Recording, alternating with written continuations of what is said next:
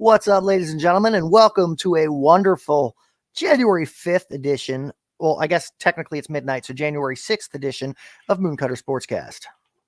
I'm being joined tonight by my good friend and former regular co-host of the show, Adam from Sports Talking It. How's it going, buddy? Oh, we're done, man. Oh, God, you are We're good to cheesing go. already. We're good. Who are you and what have you done with Adam? Because I don't think I've ever seen you smile like that. Yeah, that's what happens whenever you drink enough. Oh, boy. Anyways, I know the big hot topic to discuss is on everybody's minds and how we are going to address it. We are going to address it. We're going to address everything that's happened in the interim with that situation, and discuss the fallout from it once we get to that point. I typically follow through the NFL rundown in the order that the games were played, and we're not going to change that because that is going to be the meat and potatoes in the middle of this episode. That being said, let me get to the right screen here. Yeah, I wish I was on my StreamYard. I had everything saved.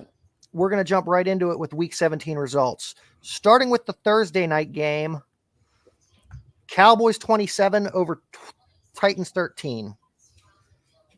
And let me get these stats up from that game. I thought the Cowboys would have ran away with this one because the Titans had nobody freaking playing. I mean, 27 to 13 over double the score. I would say that's pretty accurate as to what happened. They were playing Josh Dobbs. Yeah, I forgot about that. Why is that? That might be it.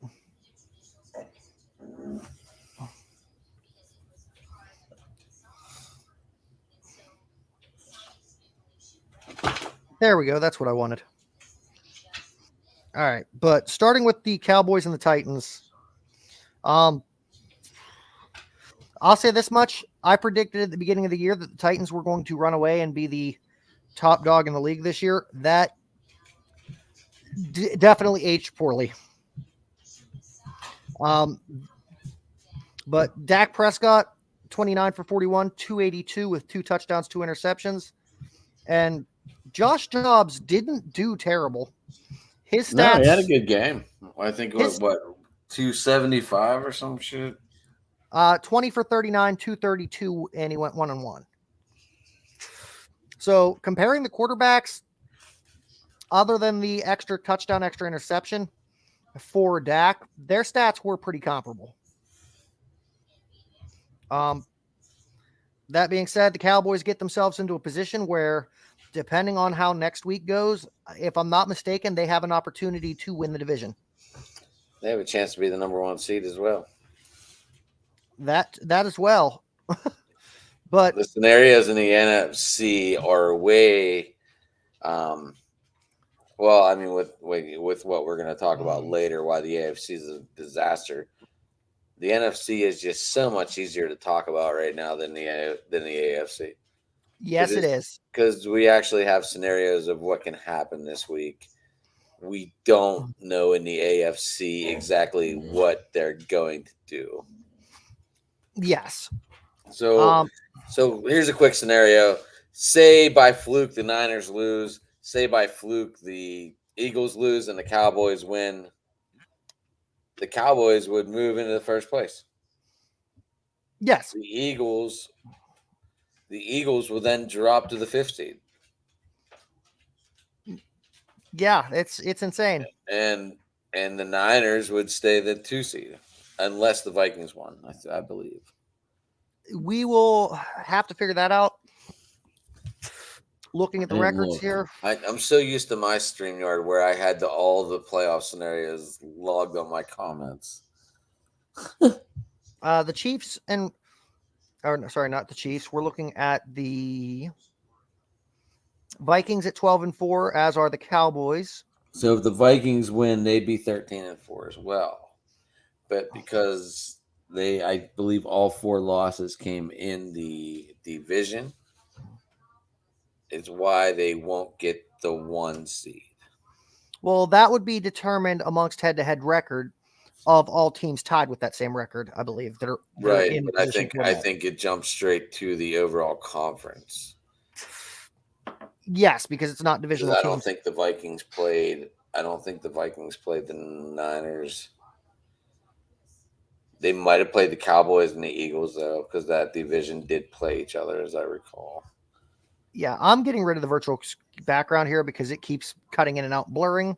It also slows down your stream, and I think it sucks. I Did don't not know know that. I don't know if it works. That's why I took mine off. Don't get me wrong, folks. I do enjoy sitting at Heinz Field, but sometimes you can't do it all the time. Or let's get you back up to 2023, Adam, Acrisure Stadium. That's always gonna be just like the igloo, buddy. Anyways, we're going to move on to the Cardinals and Falcons game. Cardinals lost by 1 point. The worst way to lose a game. Let's not talk. Like, do we really have to talk about this? Because I had Tyler Algier on the bench again for the 4th week in a row, and he was worth 14 points. Every week he was on my bench. Ouch, which would have made my job as commissioner of our fantasy league a little bit easier this week. No, it wouldn't have, because I still had Stephon Diggs on Monday night.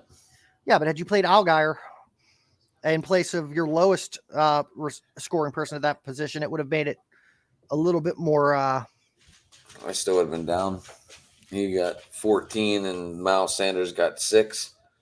So that only would have been an 8-point difference. I still would have been down 8 or 9 going into Monday night. Either way, due to the creative decision that you, me, and the other person involved in our championship came up with.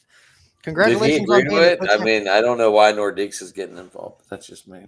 He's just being he's just trying to give me shit for being the commissioner. I figured. I am winning in hockey this week, though. Glenn Stockhausen coming up. Oh, good evening, gentlemen. Happy Friday. What do you both think about the NFL and now the things coming out today about the Bills and Bengals game completely canceled? Yes, we are going to discuss that once we get to that point.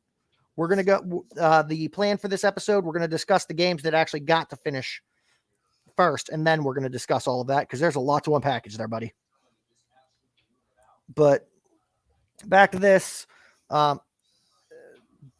Since we were just me and Aaron. Who the hell is this Blow guy? Blow? Daniel Blau or David Blau. He's the backup for Arizona since Kyler Murray's out until it's looking like the midpoint of next season. But it must be nice to get paid that kind of money and do nothing. But for Blau, 24 for 20, 222 yards, 1 touchdown to Trey McBride. On the Falcons end, Desmond Ridder, who, funny enough, Eric and I were just discussing him last week and how he hasn't done anything. Well, now we can say he's actually played, putting up 19 for 26, 169 yards, 0 touchdowns, 0 interceptions. As far as the Falcons went, all of their scoring came on the ground and off of the leg of, where's he at? Cordell Patterson had that 1-yard run, and then Algier had I think a 14-yard touchdown. Yeah. I'm not sure about the yardage on that, but I know Cordell Patterson got the touchdown on the block punt that they recovered on like the 1. Yeah, it's Cordarrelle went nine carries for 42 yards and a touchdown, and Algier went 20 carries for 83 yards and a touchdown. Yeah, he's on my bench. Yeah. Patterson put up almost as many fantasy points with his hands, though, going 6 receptions for 42 yards. But he didn't get that touchdown.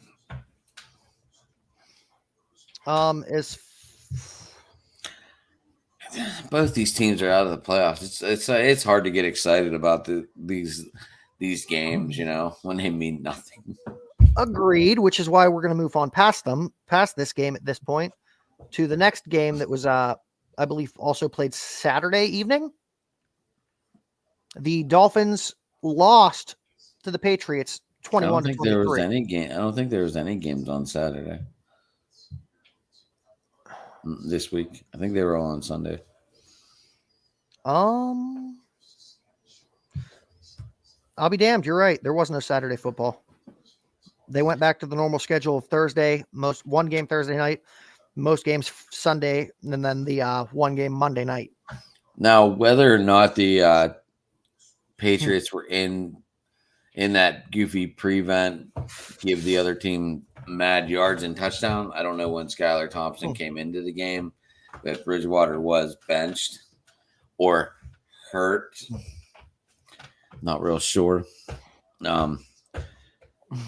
But Skylar Thompson did come in and have a very nice little game, 104 for one touch and one interception.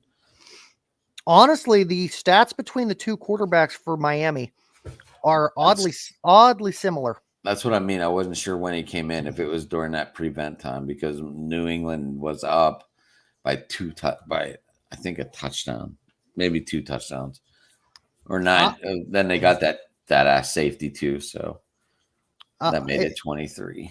Looking at the number of snaps they both took, I would estimate that it probably took place somewhere around halftime. That's what I don't know.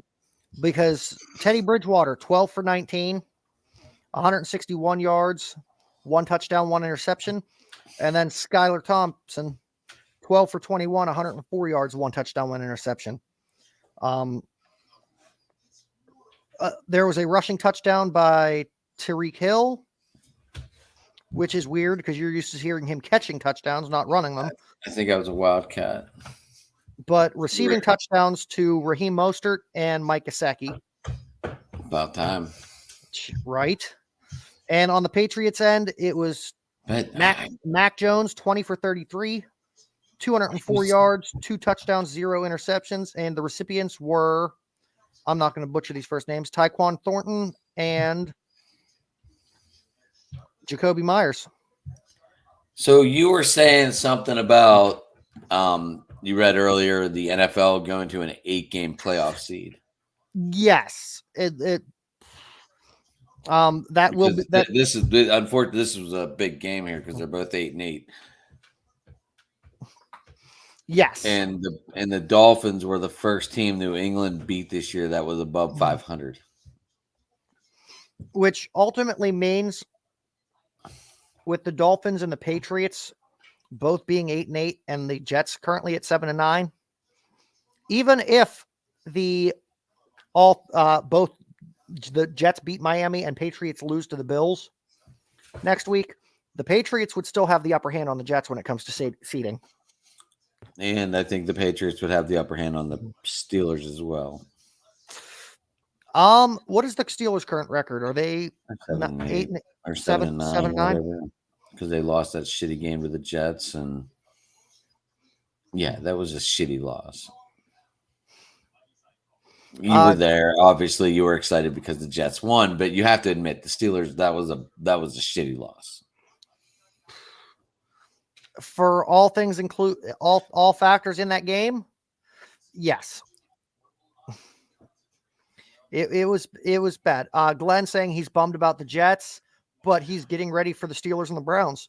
But like the funny thing was though, the week before that, Geoffrey, I don't understand why the Steelers were not fully prepared for the Jets, because they watched them beat the Browns in the final 8 minutes of that game as well. Not even 8 minutes. I think what they do, they scored 2 touchdowns in like a minute 10. The Jets to beat the Browns. So I don't understand why the Steelers were not fully prepared to play 60 minutes. That game, as somebody that was there live week 4, was a game of adjustments. Pittsburgh made the first adjustment, switching from Trubisky to Pickett, which took them with his 2 touchdown runs, which the second one, yes, is debatable, whether it was actually across the line or not. But I digress. It counted. It counted. It gave Pittsburgh the lead. Right. But what ultimately ended that game was when Max Mitchell went out, the Jets made the offensive line adjustment to move Elijah Vera Tucker from the I believe, left guard position to right tackle, or it was either left guard to right tackle or right guard to left tackle. But that adjustment is what ultimately changed the pace of that game, because up until that point, Zach Wilson had been running for his life every damn play. When Tucker got moved from guard to tackle, all of a sudden our offensive line was holding the pocket, giving Zach time to do what he needed and run the offense. I keep forgetting we're not on my stream. I would have showed like a tweet of you being at the game, like a little video. Either way, Dolphins lost to the Patriots, which made the lower the sixth and seventh, or the seventh seed race way more interesting. Right, it's the only seed that's not seeded unless we go 8. Yeah, which would be. I feel that would probably be the best scenario for the NFL to do after all the nonsense. I agree. I'm in agreement. Next game, one that nobody predicted, but the Saints picking up a win over the Eagles 20-10, which opened the first round bye up. Because up to that point, we had thought that the Eagles were a lock for it. Now it all depends on what happens next week. Jalen Hurts, I think I read earlier that he went through a full practice and might play on Sunday. Okay, interesting. We'll definitely have to pay attention to that closer too. But it's safe to say that usually these Saints are sneaky, man. These Saints are freaking sneaky. Usually when a player misses time on the field, misses games, it lowers their stock for league MVP. However, looking at how bad the Eagles have struggled the past 2 weeks without Jalen Hurts, I got to say, I think it's actually raising his stock in the MVP race, because it's showing how much he's needed, right? But with that kind of talent, with Devontae Smith, AJ Brown, Goddard, Dallas. I'm going to call him Dallas. Dallas Goedert. Yeah, or Dallas Goddard, however you're going to pronounce it. Yeah. Yeah. So I'm going to call him Dallas. And then you have Miles Sanders. You also have Scott. And I don't understand why Minshew, who likes to sling it, they kind of took him out of that role. They took him out of this get out there and sling it. I mean, you have Devontae Smith and AJ Brown, who are lightning quick and get down the field. I don't understand why they just shut that down. I mean, is Tyrann Mathieu that dangerous?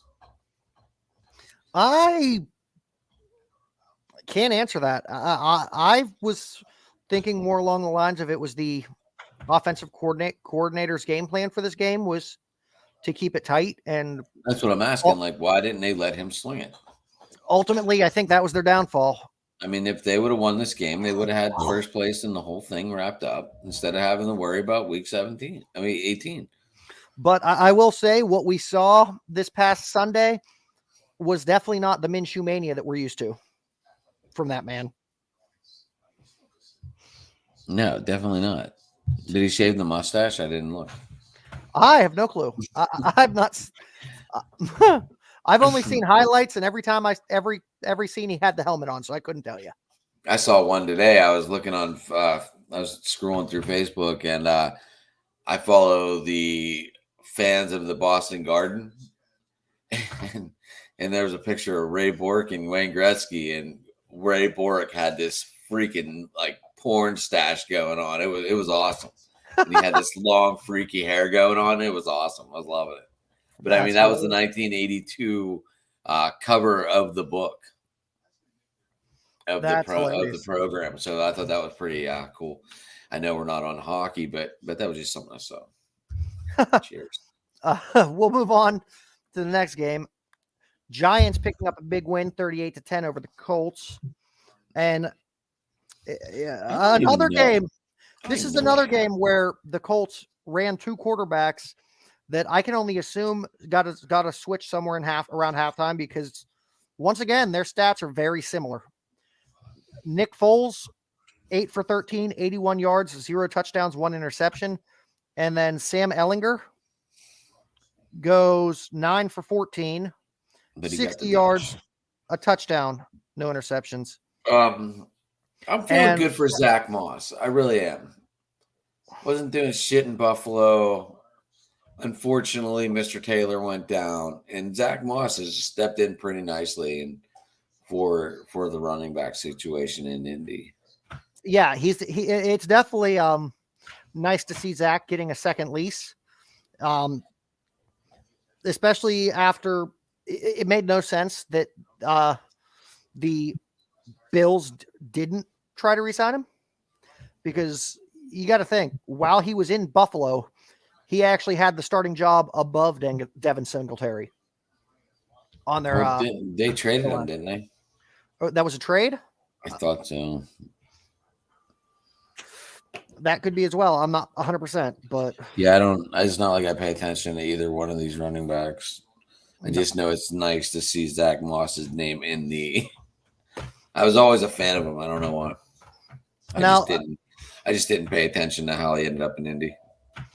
Now, 4 touchdowns from Daniel Jones in this game. 2 passing, 2 on the ground, which is not like him normally. But he goes 19 for 24, 177 yards, 2 passing touchdowns, 0 interceptions, and he also goes 11 rushes for 91 yards and 2 touchdowns on the ground. Like, Daniel Jones, if this is what he's evolving in. The second touchdown was really nice. I did see it. If this in highlights, of course, but I did see it. It was a really nice run. If this is the type Jones, you got to remember Geoffrey. He's the tripper. Remember, he had that breakaway run and tripped it to 15. Oh my God, yes. So I mean, this is pretty normal from Daniel Jones, getting the rushing yards, and now he's finding the end zone, and it's kind of nice. It's interesting to see how this is going to translate into the playoffs, because at this point, if I'm not mistaken, the Giants are all but a lock. Yeah, they're staying in that. What are they? The 4th? I think they're the 6th seed. I think they're and they can't move regardless of whatever happens this weekend against the Commanders. I believe they play. Or at the very least, even if they do fall off, they can only drop to 7th. So they're definitely. No, I think they're locked because of the division record. I think they're locked into wherever they are. Like they can literally sit everyone and they're good.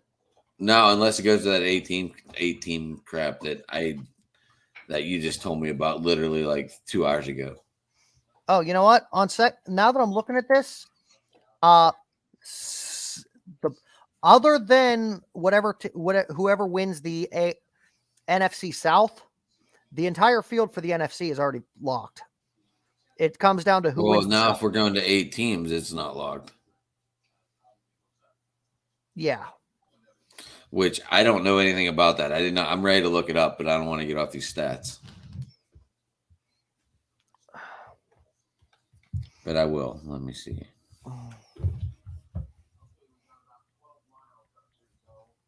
I'm going to look at this now.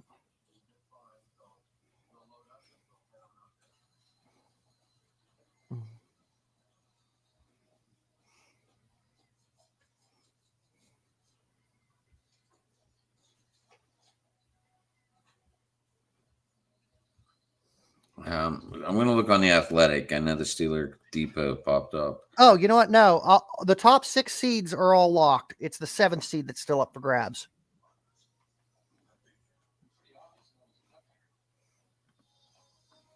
So at this point, the only team that's currently sitting in a playoff spot that may not maintain it would be the Seahawks. And they are sitting at the 7th seed.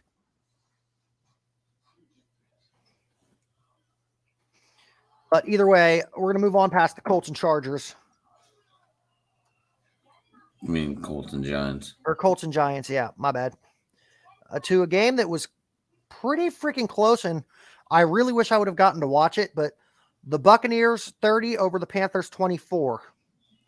And realistically, it came up to week 17 for there to be a lock on this division. this scenario is on the Maurice Smith's table, and he did have a press conference about it today, about going to 8 teams. Yes. So I guess it's in the NFLPA's hands. I don't know what NFL owner is going to say no to there being an extra shot at their team making it. Yes, unless it's a team that's already eliminated that wouldn't have a shot even if they expanded. But that's one of 2 likely scenarios that I'm seeing. Right. Especially now that they've officially ruled out resumption of the game. Either way, the Buccaneers and the Panthers. Let me get this game up because that's your boy right there, number 14. I think you should get his jersey in Carolina. No, if anything, I'll just continue rocking his green jersey. I think you need the Panther jersey. But Tom Brady goes 34 for 45, 432 yards through the air with 3 touchdowns, as well as 3 rushes for 4 yards and a touchdown. Fuck those Mike Evans stats. Mike Evans went off in this game. 10 receptions for 207 yards and 3 touchdowns. Fantasy points. 45 fantasy points. On standard half PPR scoring, yes. You talk about stepping up for the championship game. Yeah, honestly, that really shocked the shit out of me when I saw that. I was like, what the fuck am I watching? Honestly, when I saw that your opponent had Mike Evans and he went off for that many points, I thought it was over. I thought it was over. And I was at your work that night, and I go, it's not over. Like you tried to give me money. You tried to give me some loot and say, here's your money. I said, no, it ain't over yet, dude. Well, I was trying to pay you and Dante both at least what you were guaranteed at that juncture. Right. To just have to worry about the remainder to the winner. Now we're at the split. And now it doesn't matter because I got to visit both of you anyways. Right. But you love seeing us. Yeah. Anyways, Sam Darnold goes 23 for 37, 341 yards, 3 touchdowns and an interception, which any other game, any other team, any other day, that is enough to win you a game. And it was. And no, it wasn't. No. I thought I saw 30. I thought I saw 24-20. No. And you got them beer goggles on. Absolutely. The difference is the touchdowns that Sam Darnold threw were spread out more. 1 to Tommy Tremble, 1 to DJ Moore, and 1 to Shi Smith. Tommy Tremble has had a touchdown the past 2 weeks in a row. And can we talk about how much better Sam Darnold's looking in Carolina now that the coaching change has gone through, now that he no longer has to worry about Baker Mayfield nipping at his heels? He doesn't have to worry about just getting the ball to Christian McCaffrey either. He's finally able to spread the ball out completely around and not worry about getting it to one guy, unless DJ Moore steps up and becomes like the total asshole. All I want to know is, where was this Sam Darnold of the past 2-3 weeks for the 3 years that he was in for the 3 years he was in New York?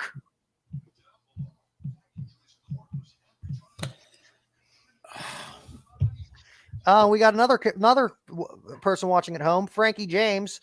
You remember him from 2 or 3 weeks ago when we did the rivalry special episode between the Pens and the Flyers, saying, "Ha the beer goggles."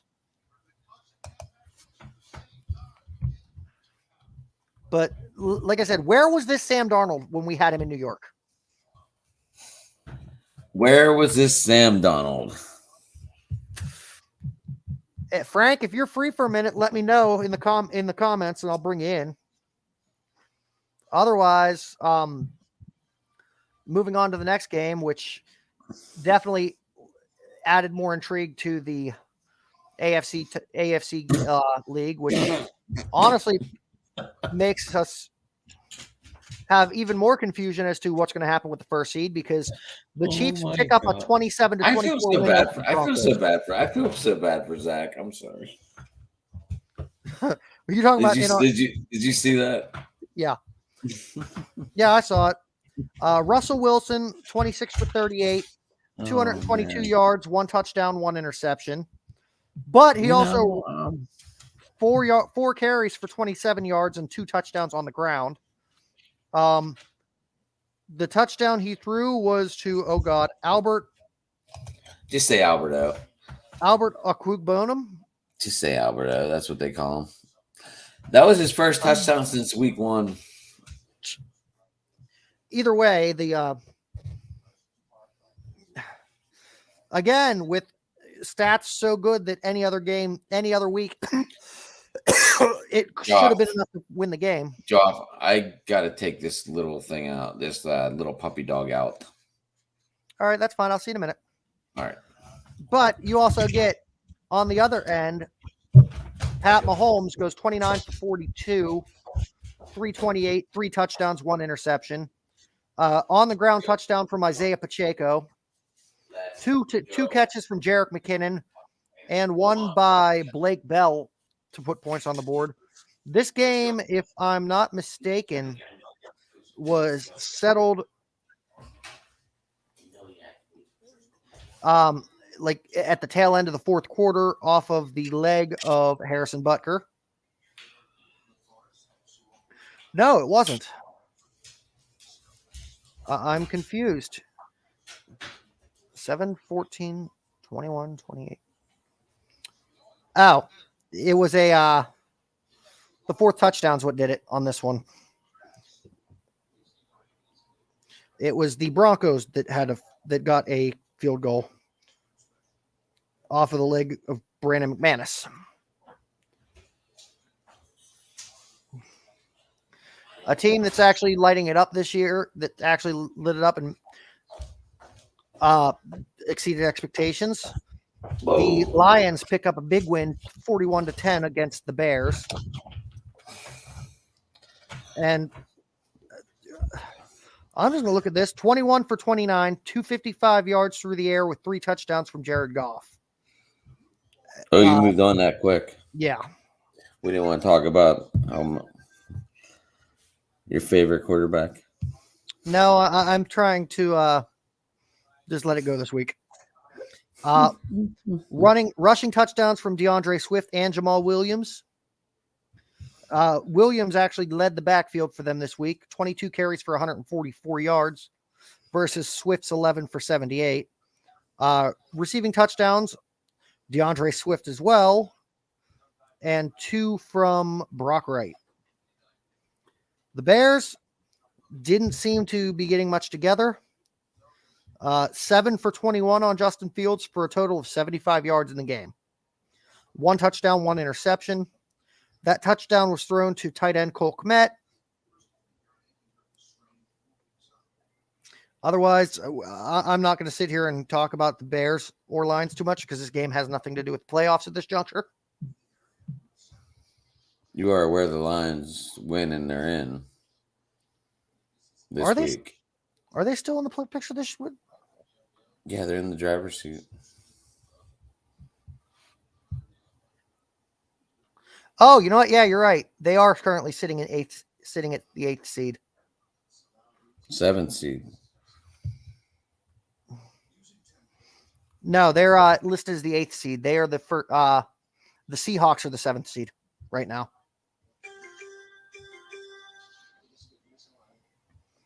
You got breaking news. No, just a goal from before that.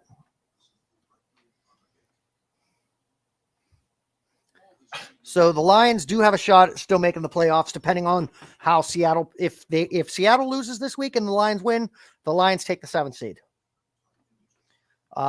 Down to a game that has no playoff implications at all, as far as I'm aware, unless they expand to a 8-team format for the AFC. But even then, I think they're both on the outside. Let me double check that.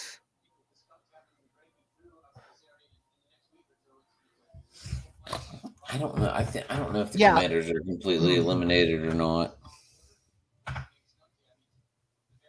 I think this loss this week to the Browns really hurt them. Yeah, no matter what, the Commanders are. The Commanders would definitely have the edge over the Browns. They'd have a better shot if they win over than the Browns would if they won. But at 7-8-1, it's all but they could. With this AC, there's all new scenarios. If that's the decision that the league decides to go with, yes. But the Browns pick up 24 points, and unfortunately, I was proven wrong in this game because Deshaun Watson actually put up a pretty good performance. Only threw the ball 18 times. He only had a 50% completion rate, but he went 169 yards through the air with three completions for touchdowns. No interceptions. 2 of them to Amari Cooper, 1 of them to Darius or is it Darius or Donovan? Donovan Peoples-Jones. On the Commanders' end, Carson Wentz didn't look that great. 16 for 28, 143 yards, 0 touchdowns, 3 interceptions. I'm excited to see Sam Howell this weekend. I want to see how he does against this defense. So the only positive I will give Carson Wentz in this game is he did rush the only touchdown that the Commanders got in this one. I think it was 1 yard, wasn't it? He went 3 for 7 with 1 yard. I'm not seeing the individual play stats. Oh, okay. Moving on to the Jaguars, 31 above the Texans 3. Big game this weekend. Wrap up the division. Who are you taking? Oh, look at the puppy dogs in the picture. Now, I want to know: did Trevor Lawrence get hurt in this game, or did he get pulled late game because they were up they'd already won the game? I think he got pulled. There was no sense in leaving the starters playing once they were up that big. Because C.J. Beathard went 5 for 8, 29 yards, and 1 touchdown. Yeah, I'm pretty sure they pulled him. But Trevor Lawrence also only went 17 for 21, 152 yards, 0 touchdowns, 1 interception. So who are you taking this weekend? Who's winning that division? Tennessee or Jacksonville? Is Tennessee that close? 8-8. What's Tennessee's record right now? They're both 8-8. Oh God, and they play each other. Yep. As much as I hate to say it, because I've refused to let myself get on the Trevor Lawrence bandwagon, knowing that he could have possibly been a Jet last year. I think the Jags are taking it. Trevor Lawrence has actually shown a fair amount of improvement as his second year's gone on. Yeah, I think he made up for his losses last year and realized it sucks to lose. Now, 3 rushing touchdowns for the Jaguars. 1 from Jared Conner. I almost said James Conner. 1 from Jermichael Hasty. And 1 from Travis Etienne, which accounts for 21, which leaves you with the star of the game for the. Wait a minute. Where the hell is that 4th touchdown? 7, 14, 21. There must have been a defensive touchdown in this game as well. Oh, let's look. I thought you had all that shit. No, it's not showing me freaking.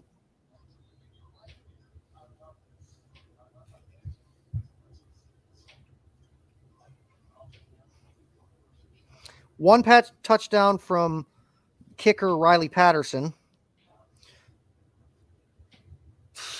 Where is the? You would think it would show me who got the interception or fumble recovery. It had to have been a fumble recovery for a touchdown. However, it's not showing me off of the base stats here. How'd Mr. Irrelevant do? What, Brock Purdy? We're going to get to that. No, I was talking about Trayvon Walker. Oh, yeah, he was Mr. Irrelevant a couple years ago. He was the number 1 pick in the draft and hasn't done shit this year. Let me read you about Mr. Walker's stats. 0 for 0 for 0 for 0. I think it's hilarious. I don't know what I don't know if they haven't figured them out, how to run them, how to work them. I just don't he's get also it. he's also a defenseman. Yeah, I know that, but he was the number 1 pick overall. You should at least have a stat. As an outside linebacker too. It's not like he's on the line where where whether they're a good player at their position or not isn't really shown on the stat sheet. Texans had an abysmal game. Hey, do you have the link for this, or should I just share it? Go ahead to share it. I don't have someone asked me what I was doing this in the morning podcast. Can you put it in the private chat real quick so I can share it? Yeah, let me get up off of the YouTube on a separate window. Or Twitter, whatever. Frankie James not coming on. I guess he's not. He never replied when I mentioned that to him, so I'm gonna guess not. Frankie James. Hey, while you're doing that, I'm gonna go let the puppy in. Okay. I know, pain in the ass. I know. Let me mute this real quick. I know, pain in the ass.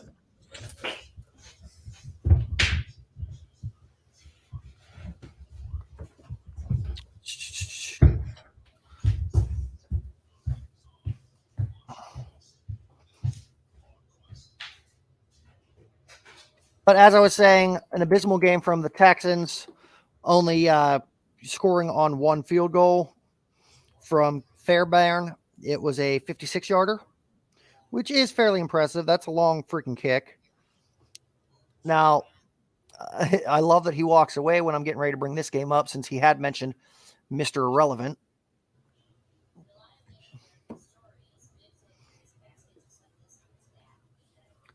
But the next game on the bracket was the 49ers 37 over Raiders 34. And the stats in this game, we're going to start with the Raiders. Jarrett Stidham goes 25, 3 for 34, 365 yards, 3 touchdowns, 2 interceptions.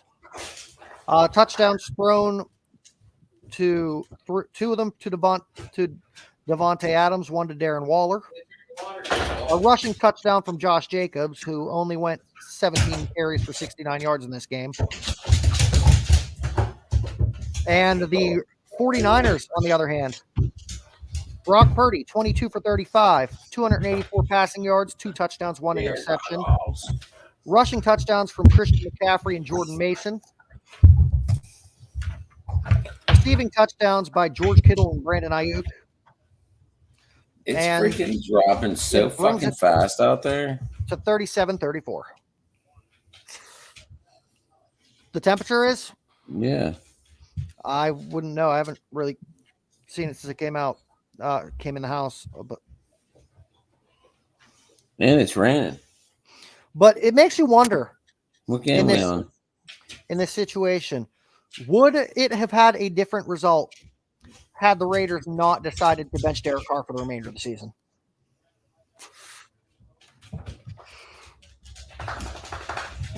No, Jared Stidham is freaking Josh McDaniels' man, dude. Jared Stidham and Josh McDaniels were buddies in New England. Yeah. Josh McDaniels praised Stidham in New England. Either way, I will say, as weird as it is to say, given that they are on their 3rd string quarterback, I think it's safe to say the Niners just figured out who their guy is going forward for next year in the future.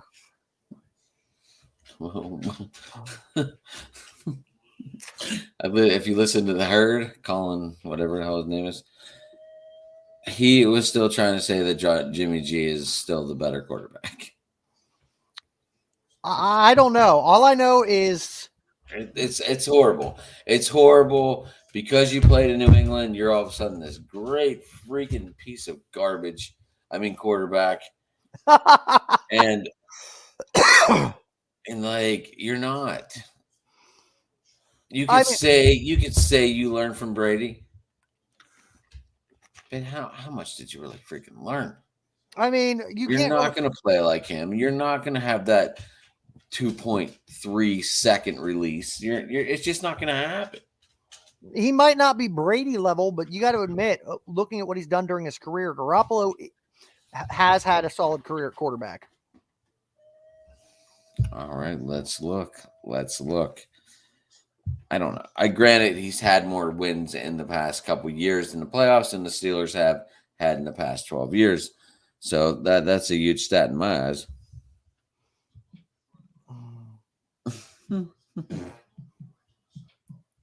Jimmy Garoppolo, playoff record. What are we looking at? Other than his 2015 season, where he only where he was playing backup to Tom Brady, moving on to his career in San Francisco, he's never put up a season QBR of lower than 90, and that was his 2018 season. And he got there halfway through the season. Yes, because he was hurt at the beginning of the year, I believe. No, he got traded.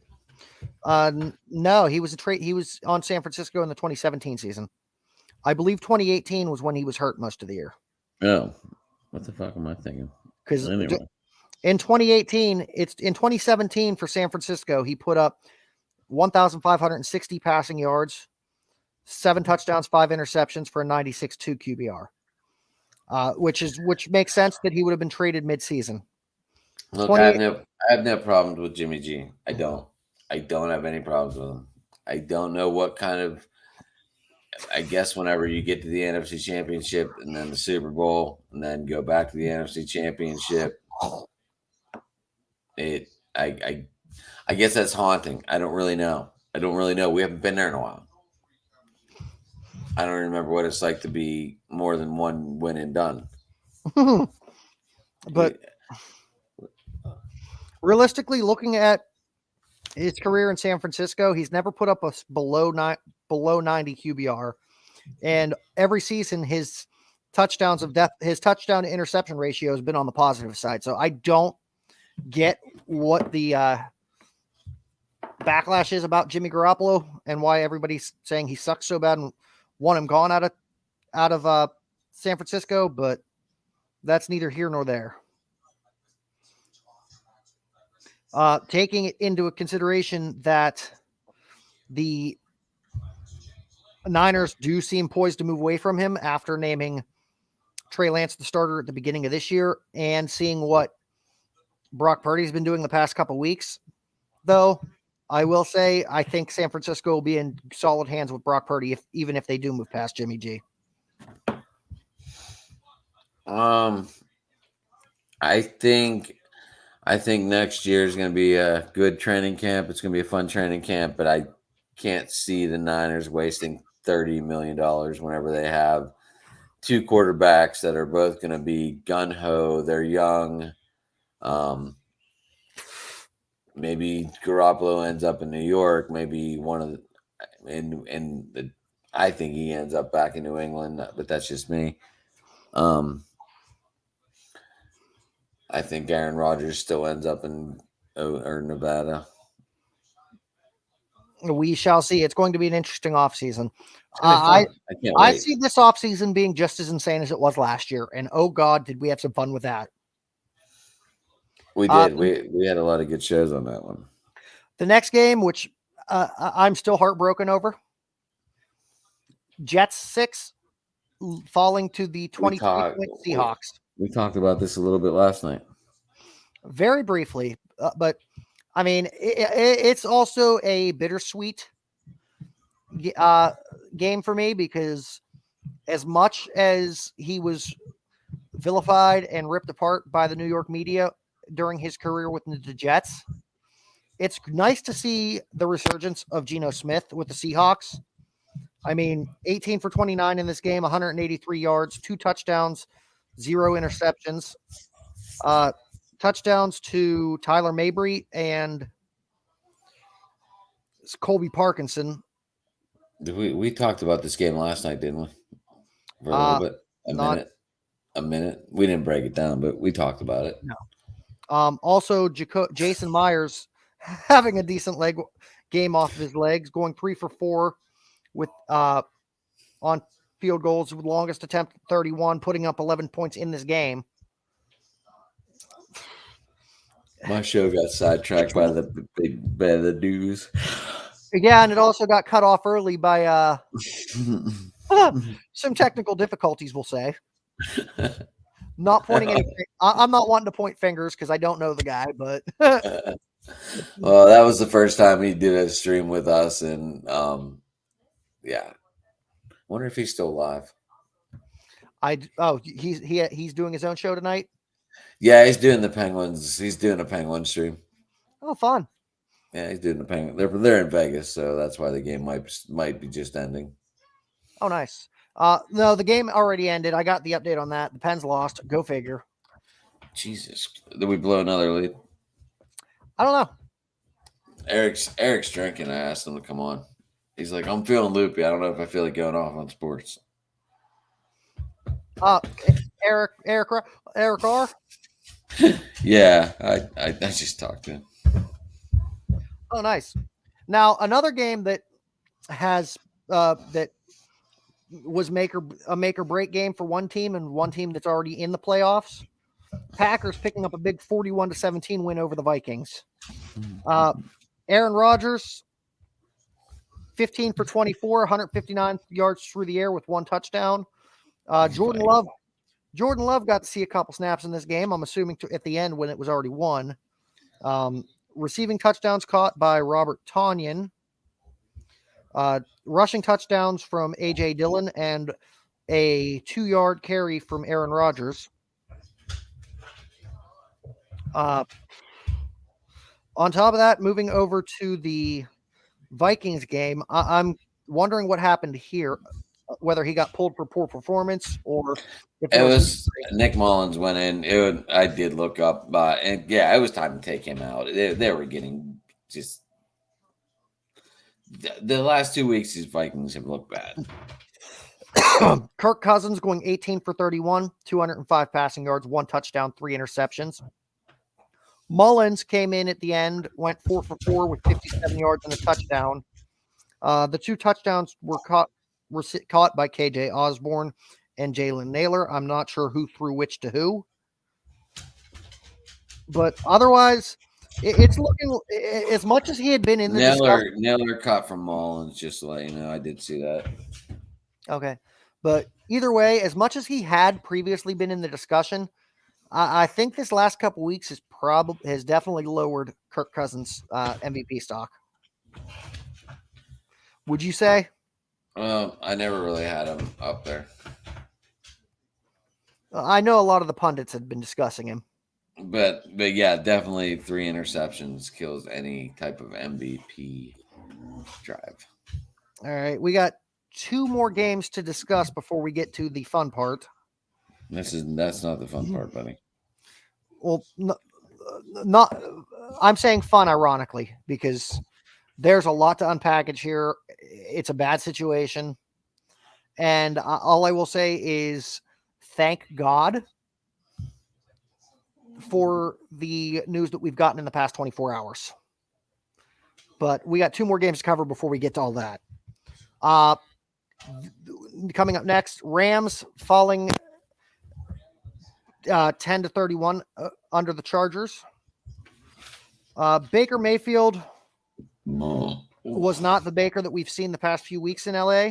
Only went 11 for 19 with 132 passing yards. No touchdowns, no interceptions. The only touchdown scored for these Rams in this game was a rush from Malcolm Brown. Over to the Chargers, Justin Herbert, 21 for 28, 212 passing yards, 2 touchdowns, no interceptions. And Chase Daniel actually got to see the field a little bit, going 3 for 3 for 27, 0-0. 2 big rushing touchdowns from Austin Eckler, who carried the ball 10 times for 122 yards. And the receiving touchdowns were Gerald Everett and what is his first name? Donald Parham.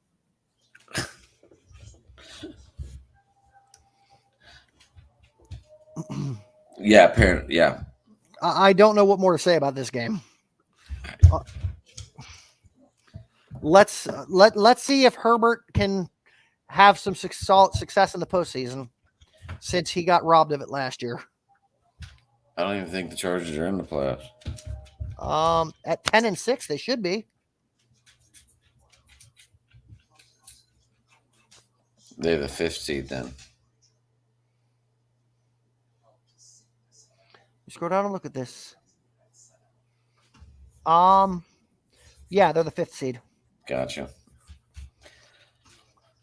My bad. I the AFC I've not even like paid attention to. I just kind of, Yeah. just kind of. Moving on to a game that I only got to tune in for like the last 5 minutes of. That's all you need to see. And that last 5 minutes, oh God, it was bad. That's all you need to see. This game definitely helped to keep the Steelers, what we had thought were slim playoff hopes, alive. However, no matter what, right now they've got a couple outs to get in. Even if they just do a standard 17 bracket, I think if they do an 18 bracket, it definitely helps the Steelers' case. No, for sure. But this is a game that it came down to the wire. It came down to a last-second touchdown, I believe, with 50-some seconds left in the game. And I will say the Steelers definitely benefited from some key injuries on the Ravens' end in this game. I mean, missing Lamar Jackson, missing Demarcus Robinson. I believe Devin Duvernay was ruled out in this game, as well as one of the cornerbacks for the Ravens. Correct me if I'm wrong. All ruled out for this game. It doesn't matter. They still won. Yes, but I'm saying they definitely benefited from some key injuries on the opposition. Now we're going to get to who was really out. Lamar Jackson. Demarcus Robinson played. Demarcus Robinson. He played. Robinson played? He had 1 catch for 9 yards. Yeah. Duvernay's been fucking junk for the last fucking 6 weeks. Well, Duvernay was ruled out with an injury. It doesn't matter. He's still junk. Now, the stats line on that game real quick, in case anyone's interested, on the quarterbacks. Tyler Huntley went 14 for 21, 130 yards, 1 touchdown, 1 interception. The touchdown was thrown to Isaiah Likely. He's going to be a really good tight end. If they didn't have Mark Andrews, Isaiah Likely would be a hell of a tight end. Yes. Depending on how things go with the rest of his rookie contract, if he ends up going elsewhere for money after his tenure is done, I can see him having some great success elsewhere. Kenny Pickett, 15 for 27, 168 yards, 1 touchdown, and the stat that is shocking the hell out of me, 0 interceptions. He's getting better. It's going to happen. He's getting better than what you've seen so far at the beginning of the season. If we would have started in the beginning of the season, he'd probably be up to par. However, I think where he's at now is probably his plateau. Looking at his if it stays like this, I'll be perfectly happy. His only touchdown he threw was to somebody that's more known for running the ball, not catching it, but Najee Harris, who had 2 receptions. The Ravens, one of the toughest 12 defenses yards. in the leagues. I will say Najee Harris went 22 carries for 111 yards. And was it, if I'm not mistaken, Jaylen Warren had a good game too, 76 yards on the ground. Yes, I am mistaken. I was going to say the Ravens had not given up a 100-yard rushing game for anybody, but that was the Seahawks. Yeah. Either way, we're going to discuss the game or non-game, however you want to say it, that might have completely changed the landscape for the playoffs. But the Bills at the Bengals, the game got suspended and ultimately called off after 9 minutes into the first quarter. After what realistically, from what we saw watching the playbacks, was a routine tackle from cornerback Damar Hamlin on T. Higgins. But Hamlin collapses due to initially stands up after this play, starts to walk it off, and collapses on the field. It comes out after the fact that he went into cardiac arrest after the routine tackle. CPR was performed and an AED was utilized to restore his heartbeat on site. Twice.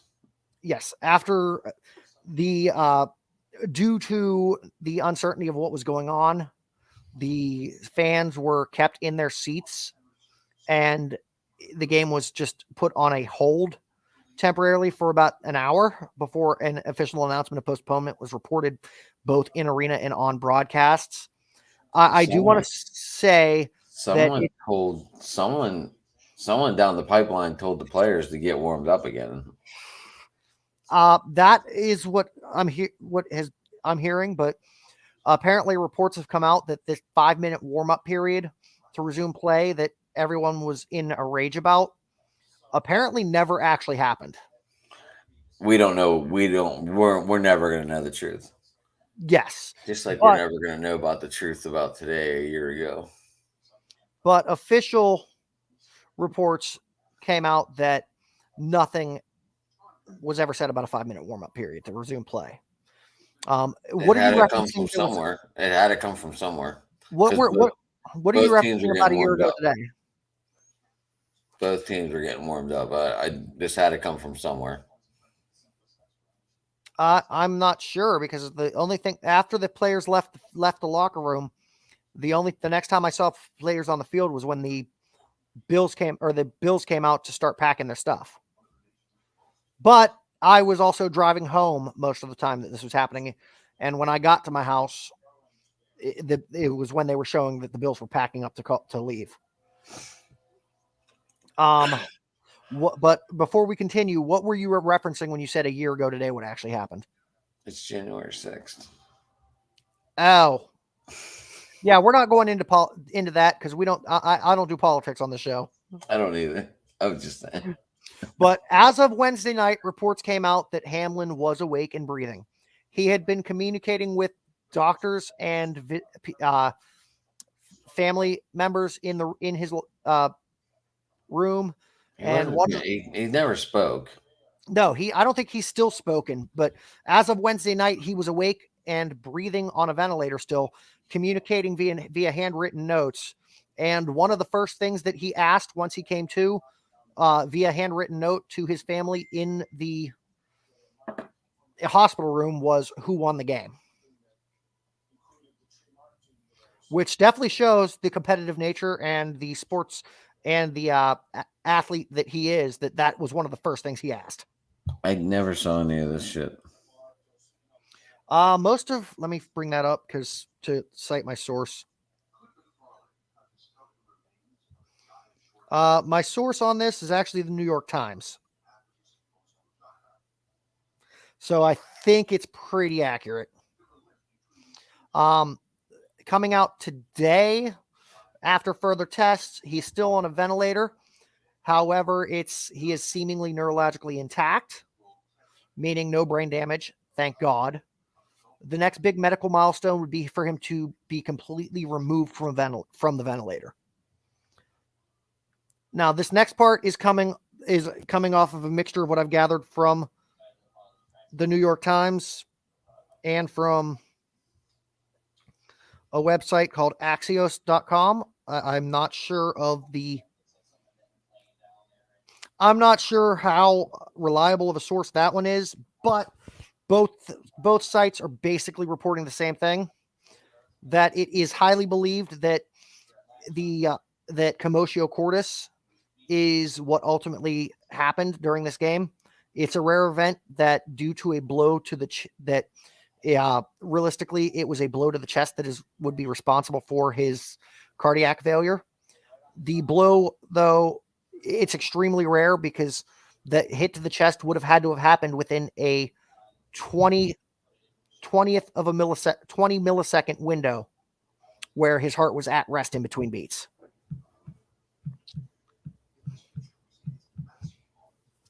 That being said, the one thing that's driving me nuts about this, I will say, thank God that it seems like he's going to recover. He still has to get off the ventilator. Yes, that's the next hurdle. But so far, it's pointing in a positive trajectory. The fact that he is conscious, that he has full neurological function and full brain capacity, it's also, I can't quite quote the source on this, but I have heard that it's like his body is trying to regain breathing on his own. So we'll wait and see how that works as things progress. I will say the two things that I'm taking away from this, or there's a handful of things I'm taking away from this. One is, the biggest one is, I definitely appreciate the fact that you can see how much progress has been made and how much the reactions have changed comparing the Damar Hamlin injury during this game to the Chuck Hughes fatal heart attack on the field during a Detroit Lions game back in the 1966 season, where that game was continued and finished. It definitely shows how much of a class act Joe Burrow is, because during the interim when the game was suspended, while both teams were in their locker rooms, it's been reported that Joe Burrow actually gathered up the captains of the Bengals team, and instead of sitting in their locker room with the Bengals, actually took the trip down the hallway and were sitting in the Bills locker room with the Bills, awaiting further information as to the status of what was going on.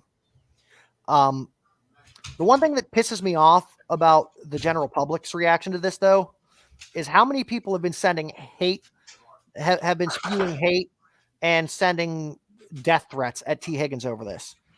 Anybody that watches that play could see that there was nothing foul about the actions during this play. I mean, looking at how hard and how violent some of the hits are in the NFL nowadays, that was honestly one of the most gentlemanly tackles I've seen.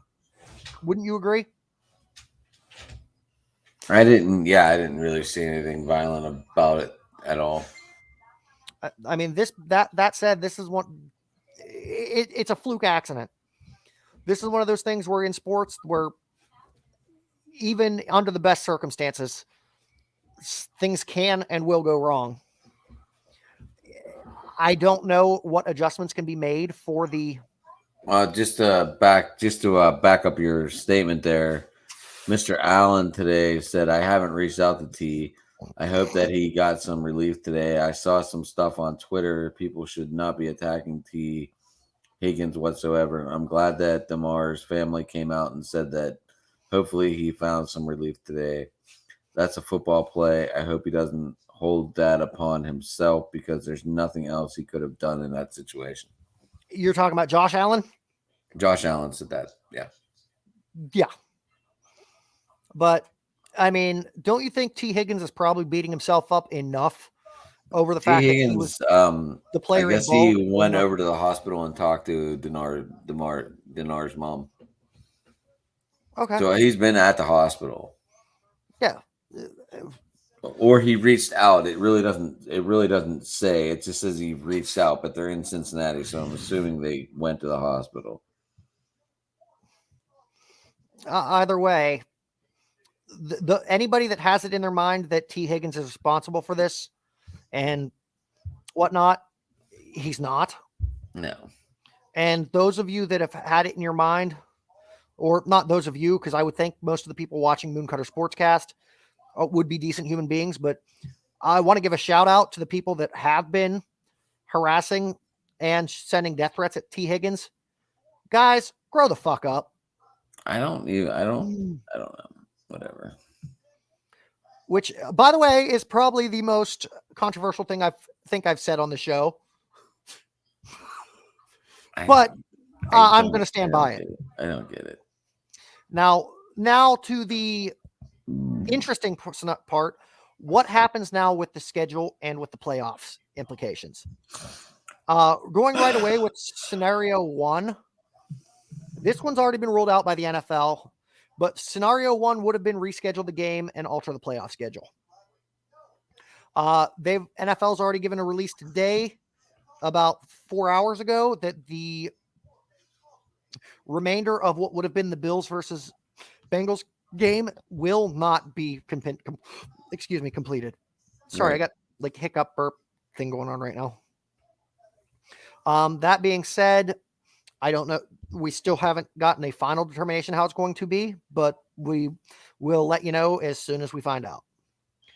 Scenario 2, the playoff seeding will be determined solely based off of win percentage, with it being based off of the Bills and Bengals having played a 16-game schedule and everyone else in the league having played an 17-game schedule. That being said, it could skew how it ultimately could have fallen, because if Kansas City wins on week 18, there's no way, even had the Bengals or the Bills, there's going to be the question of what if, because had the game gotten to finish, the Bills could have taken could have had a run for it. We won't know. I personally don't like this solution as much as what I'm hearing on scenario 3 and now scenario 4, which was reported after I'd already typed all this up. Scenario 3, add an 8th team to the AFC for the playoffs, possibly both conferences to make it fair, but this would eliminate the bye week for the top seed, which would ultimately equalize the playing field and get rid of the debate of whether the Bills would have won this week or not, and having it affect them having the bye. I somewhat like the solution. I think it's the best for this scenario. I do as well, but the 4th scenario, which was reported via ESPN, actually gave a push notification, and I heard it discussed on the news, KDKA tonight, while I was still at work. The 4th scenario that they're looking at, that they are putting to a vote by the NFL Players Association, and what was offered is that if the Chiefs do end up getting the top seed based off of a 16-game schedule, they would then have the option of either taking the bye or having home field advantage during the playoffs, which would make the AFC Championship game be forced to be played in a neutral site. Now, if it comes down to the Bills and the Chiefs on that top as the number 1 and 2, based off of the 16-game versus 17-game schedule, whichever the Chiefs choose to take, the Bills would get the other option. So if the Chiefs choose to take the bye, the Bills would get home field advantage in the playoffs, if it came to that. If the Chiefs choose home field advantage, then the Bills would get the first round bye, which I think is more convoluted. I think the best bet would be to add adding the 8th team.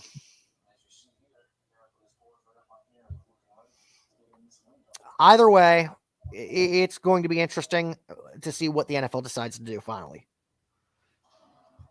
Moving on, we're going to do a quick rundown here of the Week 18 predictions, because we're already at an hour and 14 minutes. Starting with the... Well, you're leaving out a whole scenario here. The Bengals were beating the Bills. Yes, the Bengals. Why is everything coded towards the Bills? I'm nowhere near a Bengals fan, people. Well, but here's the thing: if the Bengals beat the Bills, and then all of a sudden the Chiefs lose on Sunday, and the Bengals win, The Bengals beat the Chiefs in the regular season, so that would put them in the number 1 seed. Well, either way, It doesn't matter. You're saying there's only 2 teams that can have this option of a bye week or a. now if both the Bills and the Chiefs lose this week and the Bengals win, yes. But that doesn't because we're not going to know because that game was not made up. The Bengals and Bills aren't going to have that head-to-head matchup anymore. Well, as it sits right now, the Bengals are currently 11-4. Right, and they were winning that game when all this crap happened. So they would have been actually in the 2 seed right now if they beat the Bills. The Chiefs are currently sitting at 13-3. Right, but And the what Bills I'm saying is if the Bengals would have kept that up and beat the Bills on Monday night, the Bills would be in 3rd place. The Bills are currently sitting at 12-3. Are you listening? But yes, to me? if the Bengals would have won that game, then yes, it would have put them in 2nd place. So that game was absolutely huge. It was, but I'm saying if they go off of the total season win percentage on this, if the Bills right now, the worst record they'll be able to get would still be a 12-4. The Bengals can still get 12-4 as well. Wait, so they'll have the same winning percentage. But the thing what do you do? Because the Bengals were beating the Bills, you have to put the Bills 3rd because the Bengals were beating the Bills at this point? I mean, ultimately at that point, I think it comes down to... I'm not trying to cater to the Bills. I'm the not. Bengals. But it seems like with those 2 scenarios you brought up, it looked like the NFL was catering to the Bills and leaving the Bengals completely out of it. Fair enough. But it's also, a lot of that would also be predicated based on what the Chiefs do this week. Because if they win, the Chiefs would have still been the top seed no matter what happened in this game. If the Chiefs lose, however, okay, say the Bills lose to New England, and the Bengals beat the Ravens. All of a sudden, they're about 12-4. Do you base it off because the Bengals were beating the Bills at the time of the incident, that the Bengals have a better record than the Bills? Because this head-to-head matchup is now gone? I don't know I don't know where that factors. Now, my other question is, had the Bills won that game, had the Bills managed to win that game, come back and won that game? Because realistically, when the game ended, it was a score of 7 for the Bengals, 3 for the Bills. With it only being 9 minutes in, that game still could have went either way. Right, but as it finished or ended or suspended. Now, my question is, going into this week between the Bills and the Chiefs, who was the first seed? Bills? Well, the Bills beat the Chiefs. Yes, so the Bills would have been the top seed had they won. But the Bengals beat the Chiefs. And if they would have won this weekend, the Bengals would have beat the Bills and the Chiefs.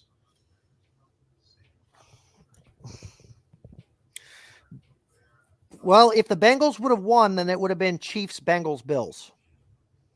Right. And then if the Bills would have won, it would have been Bills, Chiefs, Bengals. Right. Correct. But what I'm saying, that those 2 scenarios you threw at me, it just seemed to be leaving the Bengals out of it. And my complaint is the Bengals were actually winning that game when all this happened. Oh, so, I'm not sure. I don't know 100% how all of that would have worked. But you do see the point, though. I mean, there is a legit point. Yes. And I'm not sure how that's been factored in with all of this discussion. Yeah. If they even thought of it, because, once someone gets hurt this bad on one team, everyone's like, oh, the Bills. But and they seem to forget about the rest of the world. But as it stands after the Chiefs game,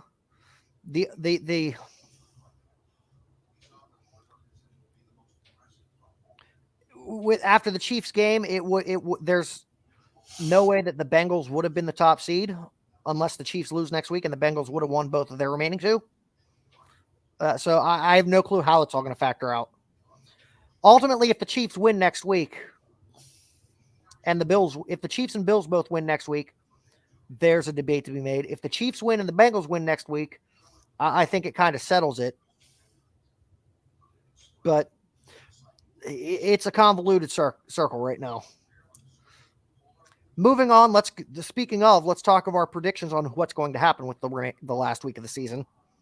Starting with the first of the Saturday games, the 4:30 game, Chiefs 13-3 over the 6-10 Raiders. I'm taking the Chiefs.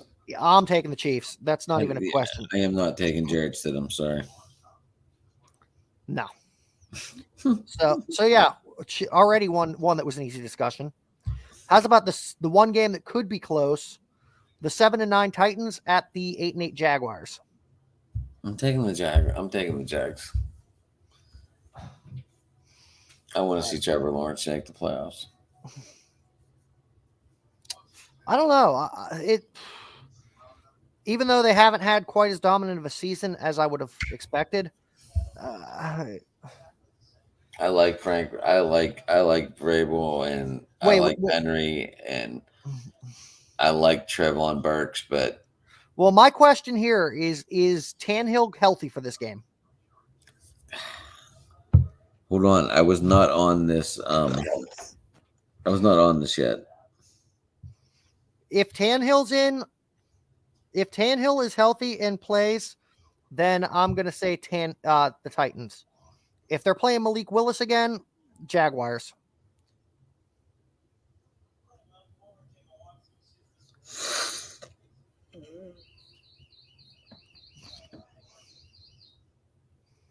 Well, the Jaguars are giving 6.5 points. This is not even a 3-point spread. Ultimately, so Vegas is picking Jacksonville. Yeah. But again, I'm still going to stand by what I said. It depends on who Tennessee has at quarterback, which way I predict it. Trevor Lawrence is now questionable for Sunday. Oh, God. So it depends on both Saturday. teams' quarterback situation. I guess he toe sprained in the loss to the Lions. Well, if Trevor Lawrence misses this game. But he hasn't missed any time since, so.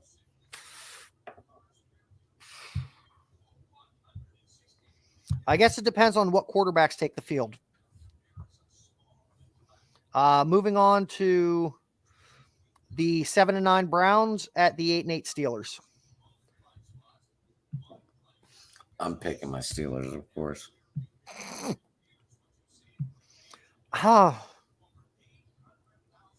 Because I have to. They're my Steelers, and they're playing the fucking Browns. Prior to this week's performance from Deshaun Watson, I probably would have said the Steelers, but I'm not on the Pickett. I'm not on the Kenny Pickett train, and you never were. As much as I have been anti Deshaun Watson, he actually started showing some flashes of what made him such a hot commodity coming out of Houston. I'm picking the Browns. Tannehill is not on the injury report. Okay, then that definitely makes me lean more towards the Titans. Now, a game that has some serious implications for playoff seeding. The 10-6 Ravens at the 11-4 Bengals. Given all that had been discussed, I'm going Bengals. Actually, no, because at this juncture, even had the if with them basing it off of a 16-game schedule for the Bengals versus a 17 schedule for the Ravens, actually, if the bet in this game would still benefit the Bengals, because the Ravens, their best case scenario, if they win this game, would be 11-6. Even if they beat the Bengals, 11-6 is a worse winning percentage than 11-5. So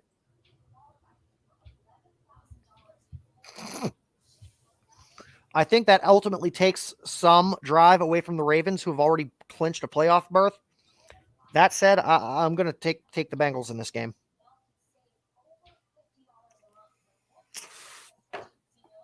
Your call. I'm going Bengals. All right, we both agree on that one. Yeah, yeah, I can't. I'd rather. I don't know. I'd rather see. I'd rather see the Bengals than the freaking Ravens. All right. Well, the next game should be a no-brainer. The 12-4 Vikings at the 3-13 Bears. I am taking the Bears. We got weather.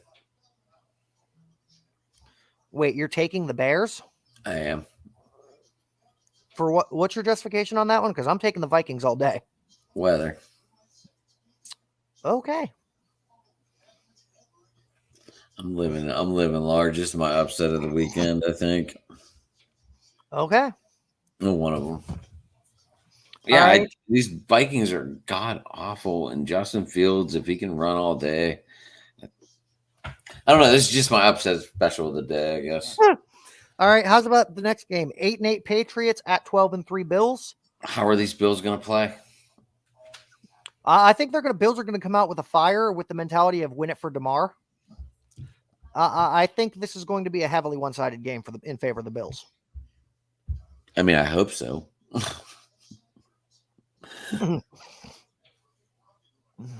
I can't root for the Patriots. Fair enough. So we're both taking the Bills. I'm taking the Dolphins. A game that I'm kidding. We need the Jets. A game that is my that I'm going to say is my toss-up of the week. Yes, the Dolphins are running on their third-string quarterback at this point. Skylar Thompson. I like Skylar. Obviously, Tagovailoa is done for the season, and a lot of people are saying that he needs to retire based on having 3 major concussions within a 2.5 month span. And I'm not 100% sure what happened to Teddy Bridgewater. He hurt his ankle, I believe. But that being said, the Dolphins are on their third-string quarterback. Skylar Thompson's pretty good, though. The Jets are, from what I'm hearing, back to their first-string quarterback. But it's pretty bad when your first-string quarterback has been knocked all around the depth chart, from being your starter to getting dropped down to third seed, inactive on the bench. Why wouldn't you start Mike White? Now coming back in. Well, after last week's performance, apparently Mike White's ribs are still not at the point where he should be playing, and he was just downgraded to questionable. After the performance we saw last week, I think it's safe to say playing Mike White in that game to begin with was a mistake. That being said, with depending on if they make the announcements of opening up to a 8-team playoff or not, this could be the Jets' chance at redemption.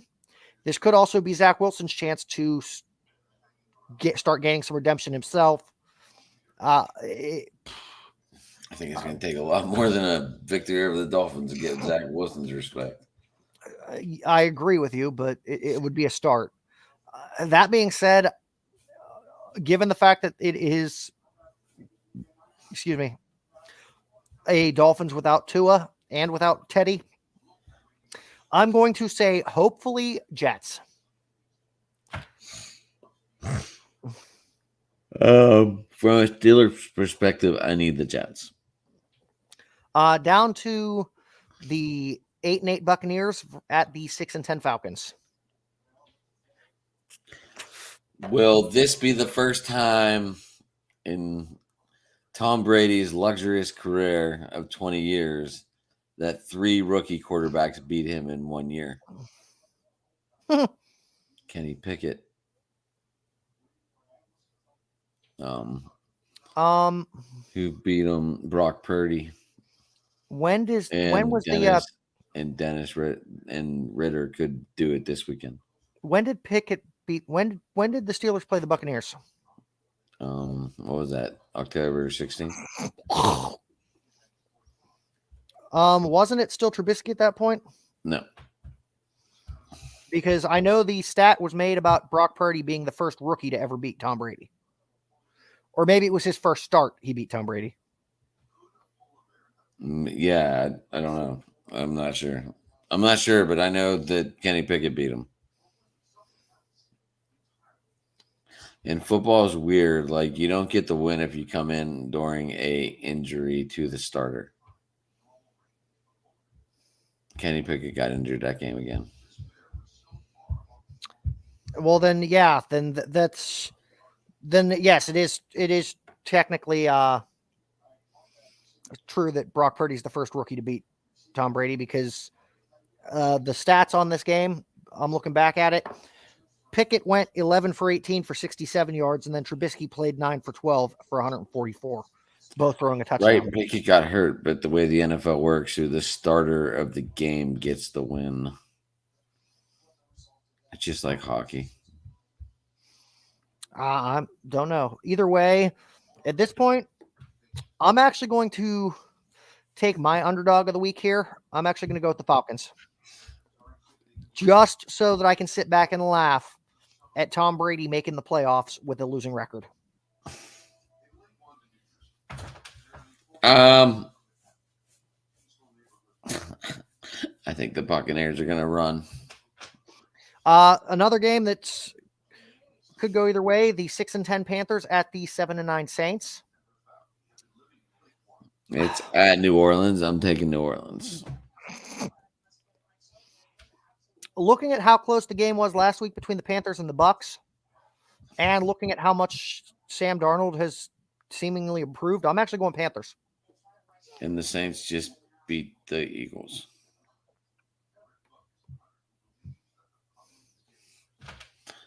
I'm going Saints. Okay, we'll disagree there. A rematch of a game that came to a tie earlier in the season. Week 1 and week 18. What a way to start and end the season. What if it ended in a tie? That would be hysterical. I'm going tie just because I want to see it. Otherwise, the 2-13-1 Texans at the 4-11-1 Colts. The Texans already have the first overall pick locked up this year. Oh, is that a guarantee? Oh yeah. And then the Seahawks own the number 3 pick. The number 3 pick that goes to Denver. That goes to Denver. No, I apologize. Due to that tie, if the Texans win this week, they could lose the first pick. And it could go. There are a couple 3-13 teams, and it could go to Seattle because of the Denver. Pick. That being said, Texans 2-13-1 at 4-11-1. Tell me how funny that would be if the Seahawks ended up with the first pick overall by trade, while being a playoff team. Right. That being said, honestly, I want to see it. I do. I just want to see it for shits, laughs, giggles. I think you had that kid on your podcast, didn't you?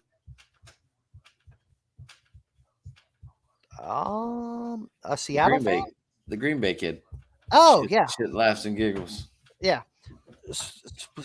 Either way, honestly, that being said, both teams suck.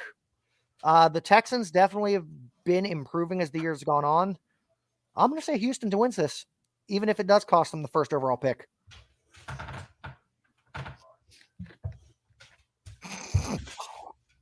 What's your take? I'm going tie, baby. I would die laughing. Oh, me too. All right. Another one that should be an easy call: the 4-12 Cardinals at the 12-4 49ers. I'm going Niners at Levi Stadium. Especially with the momentum they've got with Brock Purdy. Hell yeah. All right, the 12-4 Cowboys at the 7-8-1 Commanders. Sam Howell at the helm, baby. I think it's Cowboys easily. It should be. It should be. All right. What the hell is that?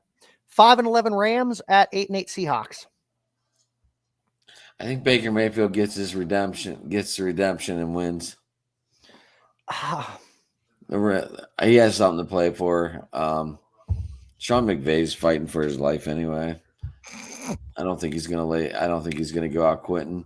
Chance to take a division rival out of the playoffs. This is like a Super Bowl game. Yes, and as much as I like the Baker Mayfield redemption arc in LA, I'm also really liking the Geno Smith redemption in Seattle. That being said, I'm taking Seattle. I really want to see that scenario come to fruition where a playoff team gets the first overall pick. I'm going Rams. Feeling the Rams. Now, a game that could have huge playoff implications. The 9-6-1 Giants at the 13-3 Eagles. It all depends on who plays in this one. It does. Giants are locked up. There's no point in playing for injuries. Eagles, they have to play this game. They'll get well, we don't really know. It might not be worth it now to get the bye. The bye might not even be existing. True. But either way, I'm actually going to say, looking at how much Daniel Jones has ramped it up the past couple weeks. I don't even know if Daniel Jones is going to play this week. And the health and the fact that Saquon Barkley remained healthy the entire season at this point, I'm taking the Giants as an upset. They might not play this week. There's no point for the Giants to play any of these players.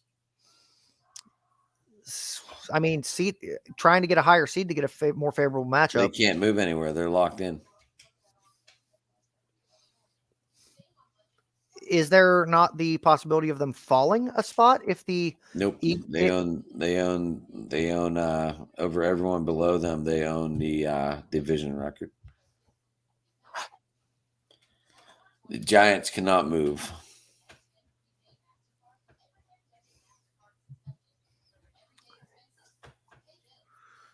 And they have that tie, so they have that half win.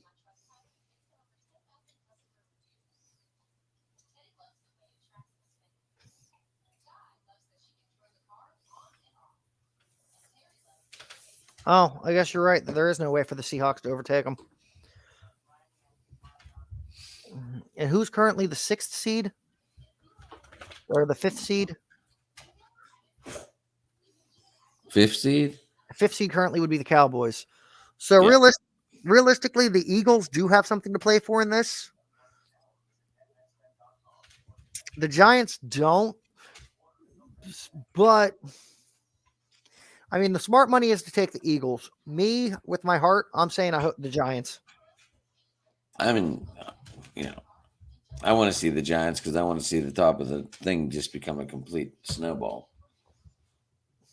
But no, if no teams are playing for a bye week, do you really say Seahawks lose, and all of a sudden you're looking at a team in Green Bay as the A seed? Do you really want to be the 1 seed and have to play Green Bay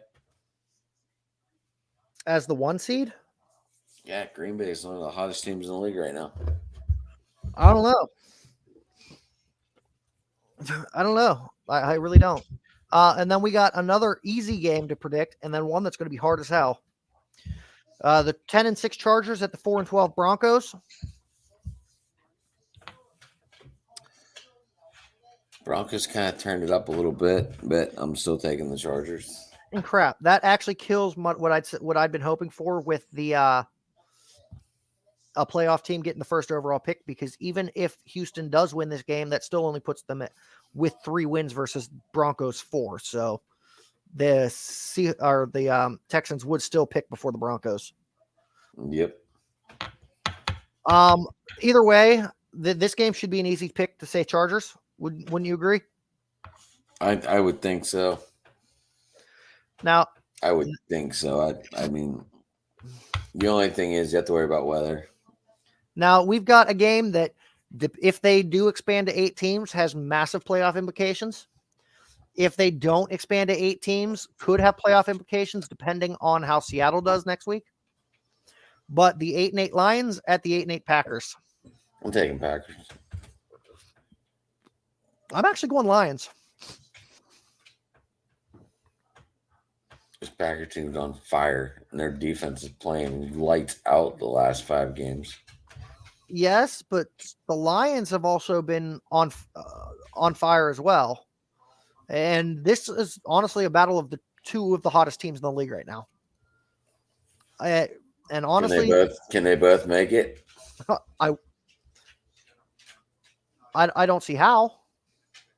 I would love to see both make it, but I don't think so.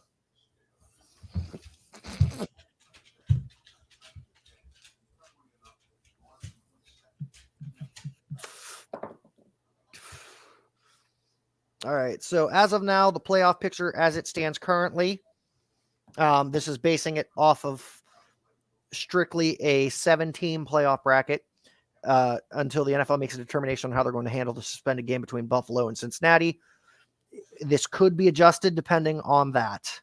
But for the NFC, we're looking at, I don't know why I have so many asterisks here because not all of these teams have clinched. The only team that has not is the Seahawks. But right now, the Eagles are definitely in. The Niners are definitely in. The Vikings are definitely in. The Buccaneers are definitely in. And the Cowboys are definitely in as the 5th seed. The Giants are definitely in as the 6th seed. And that's not changing hell or high water. What could be adjusted, though, is with an Eagles loss and a Cowboys win. The Cowboys would actually jump from 5th to 1st. The Niners pretty much have the West locked up. The Vikings have the North locked up. And the 7th seed could be adjusted, could change based on this week's results. If the Seahawks win, they lock it. If the Seahawks lose, it's if going they to go to an if they go 8, Joff. If they go 8, I don't know this scenario, but right now Seattle wins, they're in. Even if Seattle loses, they're even if Seattle loses, I believe they'd be in. No, because they'd be 8 and 9. Yes, but as would the no, because one of these 2 teams between the Packers and Detroit would be 9 and 8. One of them would be, which would jump to 7th, but the Seahawks, I believe, based on where it's seating now, would still be above. If Seattle loses, they'd be 8 and 9. Yes, but looking at the seating now between the Lions, Packers, and Seahawks, yes, if Seattle loses, they would drop to the 8th seed because whoever would be between the Lions, whoever loses between the Lions and Packers would still be the 9th seed. Unless the unlikely scenario of the Detroit and Green Bay tie. Well, then the Seattle, if Seattle loses, if it's an 8-game playoff, then Seattle gets bounced because Detroit and Green Bay would have that tie. Which would be the only way, but I would say how likely is a tie in the NFL, but we've had 2 this year. So now the AFC is really convoluted right now because I don't even like talking about this right now because there's no answers. Because there's still so much that's yet to be determined. But as of now, the seeding would be the Chiefs in 1st seed, the Bills in 2nd seed, the Bengals in 3rd seed. The 4th seed Jaguars, who currently lead their division, but could be, if I'm not mistaken, that could still change. The 5th seed Chargers, which are a lock. The 6th seed Ravens are a lock. And then the 7th seed, let me double check that because that doesn't sound right. Yeah, the Patriots are in right now. No, I'm saying about the Jaguars being a lock. They're not. No, the Jaguars are not a lock because the Titans are at 7 and 9. If the Jaguars lose, who did we say? If the Jaguars lose to the Titans, that would put them both at 8 and 9, but the Titans would have the tiebreaker. So that if the Jaguars lose this game against the Titans are in the playoffs. The 5th seed Chargers are a lock. The 6th seed Ravens are a lock. And then that 7th seed is up for grabs still, depending on what happens week 18, between the Patriots, Dolphins, and Steelers. The Steelers, their path to get in would require the Patriots losing to the Bills and the Dolphins losing to the Jets. The Patriots, if they win, they're in. And the Dolphins need to beat the Jets and the Patriots to lose to the Bengals. However, with the discussion of an 8-team expanded playoff bracket, that makes it way more convoluted because there would be an additional 4 or 5 teams that would have a shot, if I'm not mistaken. I don't know. I'm not trying to think too much on it because I think my brain would explode. Yeah, I don't. Maybe we'll get an answer tomorrow. Fingers crossed. And now we're going to jump into NHL standings. This does not factor in tonight's games because these were standings as of 8 p.m. But in the Atlantic, you had the first place Bruins at 62 points, who are hands down the first seed in the league because I believe they have like an 8 or 9 point gap between them and second place. Second seed Maple Leafs at 53. The Lightning in third at 49. The Sabres in fourth at 40. The Red Wings and Senators tied at 39, but the Red Wings have the advantage based on either number of wins or games remaining. The 7th seed Panthers at 38 and the 8th seed Canadiens at 33. I will say the Panthers have definitely fallen off. I mean, last year they had if I'm not mistaken, the Panthers won the trophy for the best regular record. I believe so. And now they're sitting in 7th in their division. That's a pretty bad fall off. Over to the Metropolitan. We'll discuss another bad fall off here, but we got currently the first seed Hurricanes at 56, the second seed Devils at 51, third and fourth seed Rangers and Capitals both at 48. Rangers, however, have the tiebreaker. The Islanders currently sit in 5th at 46, and the Penguins are sitting in 6th place with 44. Flyers in 7th at 35, and the Blue Jackets bringing up the rear at 24. What's it going to take for these Penguins to get it together? Like, they looked so great through October, November, and the first half of December, and then over the past 3 weeks, they've just completely gone to trash. Who the hell is I'm so bored? I have no clue. That is a YouTube comment. Yeah. Do you guys ever get tired of sports? No. I was going to say, Adam, I think we'll have the same answer on that, but the answer is a wholehearted hell no. I mean, every once in a while, but the mind just wanders, but it still wanders back to sports. So I don't know.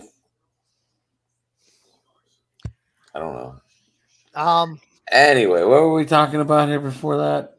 These Penguins. Yeah. These Penguins. You listen to Mark Madden every day. And this is what he says. And he's right. These Penguins get elite, and they keep trying to keep the fucking foot on the gas. Hold on a second. I got to plug my phone. I got to fix my computer charger because apparently I'm close to a dead battery and didn't realize it wasn't charging. But continue. So anyway, these Penguins, they get these big leads. They get a lead, and they don't take the foot off the gas and play the break defense. And it's really hurting them a lot. So your statement is once they get a lead, they need to quit trying to score and tighten up the box on defense? I don't mind getting the lead. I don't mind getting the nice lead. Just put the foot on the brake and fucking play defense. Fair enough. That's why they've lost these games. They lost to Detroit. They were up 4-0. 4-0 in the first period. In the first 7 minutes. Then all of a sudden they kept playing this breakout game of trying to score. And because of the pinch, lost 5-4 in overtime. All of a sudden it turned into 2-on-1 breaks. some bad goaltending, and then all of a sudden it was 4-4 in overtime. And ultimately, the Penguins lost that game. Right. But anyways, I really think that is their biggest issue. All right. What about over into the Central? You got the Stars in first place with 52, the Jets in second with 49, the Wild in third place with 46, the Avalanche with I must have been I must have gotten distracted because I apparently didn't record a score points standing for that. And without knowing what the result of their game tonight was, I can't really say much. 41 for Avalanche. The Avalanche currently sit at 41. Did they play tonight? I'm not sure. I don't know. Every guy I have for them is on the IR with Manson and Landeskog. Either way, the Avalanche and the Avalanche at 41. The Blues were at 39, but I see they won tonight because they're up to 41. The Predators were at 38. The Coyotes were at 31, and the Blackhawks were and still are at 20 points. And can we talk about how abysmal that is at this point in the season?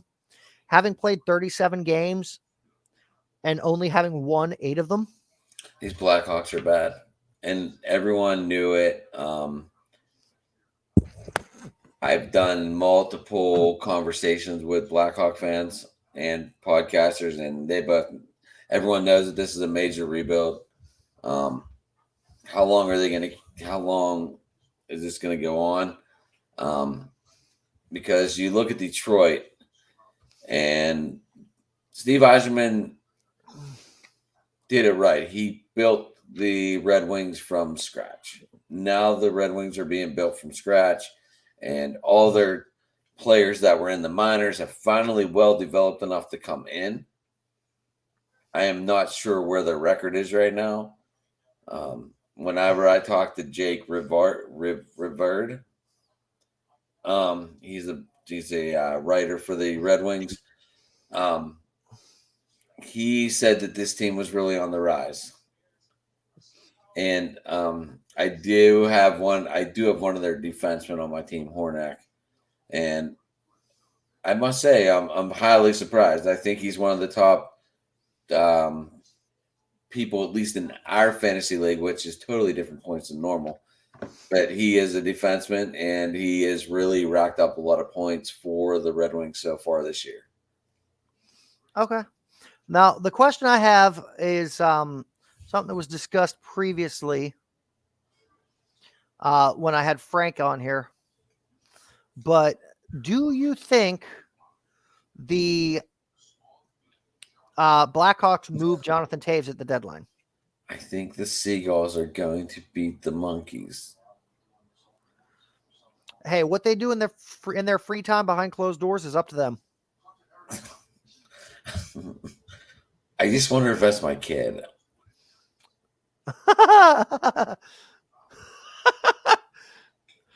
Moving on. He does weird names whenever he knows them, like on a cast. Moving on to the last. I really don't know who that is, though. And it could be my nephew too. Who knows? I don't know. I've never seen them comment. So yeah, I don't know who they are. Then again, I've also never gotten comments on YouTube during a broadcast either. So most of those usually come across Facebook. And now they're sending laugh pictures, I think, because I can't see them. Yep. But either way, to the Atlantic, the Golden Knights in first place with 54. The Ducks. And they won tonight again over the Penguins. So that would put them at 56. The Kings were at 50 points in second place. The Kraken were in third with 44. The Flames in fourth with 43. The Oilers with 42. The Canucks with 35. The Sharks with 31. And the Ducks with 26. You have the best player in the game, and you can't fucking get more than 42 points. I think it shows how much the Oilers, with last season bringing him in, how much of their scoring was reliant on Evander Kane. That injury killed them. Yes, it did. Killed your fantasy too. Yeah, not necessarily. I'm still first place in our league. Are you? Yeah. I can't get out of the fucking cellar. Yeah, after having a 3-week skid, I managed to get back into a positive trajectory, and I'm now back top first place with a 9-3, which you actually helped get me to because of beating Zach last week. That was amazing. Yes. Either way,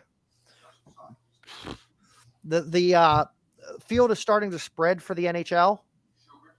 I think it's safe to say now we're starting to see which teams are playoff bound, which ones are which ones are the dominant that are surefire playoffs, and which ones are going to be on the bubble. I do know that, Evander Kane is expected to return as of now somewhere late February, which would give him about a month to put a late season drive together for the Oilers. I can definitely see them still making the playoffs.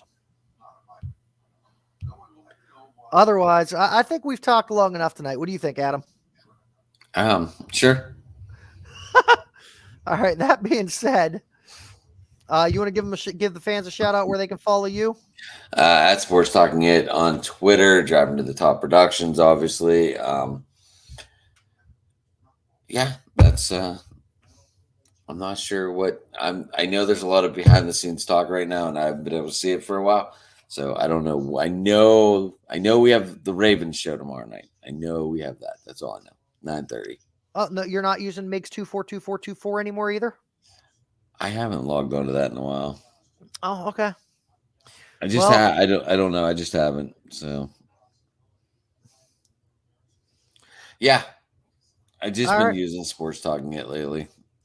Fair enough. You can follow the Mooncutter Sportscast across social media on Facebook, on the Running Force Productions page. On Twitter, you can follow us at Mooncutters, and you can follow me personally at TJE Joker. That's TJEGEOCUR. You can follow the Running Force Productions YouTube channel, which has all of the shows from Mooncutter Sportscast. ABA basketball, baby. From the Wayward Guns rewatch, the home game broadcast of the Beaver County Indians of the American Basketball Association, the back catalog of games from the Steel City Kings last year, as well as a back catalog of some of Sports Talking With from when Adam was still affiliated with Running Force Productions. Audio broadcasts of Mooncutter Sportscast and Wayward Guns Productions available on Spotify as well as Google Podcasts, and Wayward Guns is available on Apple Podcasts as well. Oh, got Apple now. Otherwise, this has been Geoffrey being joined tonight by Adam from Sports Talking With, signing off. Later, guys.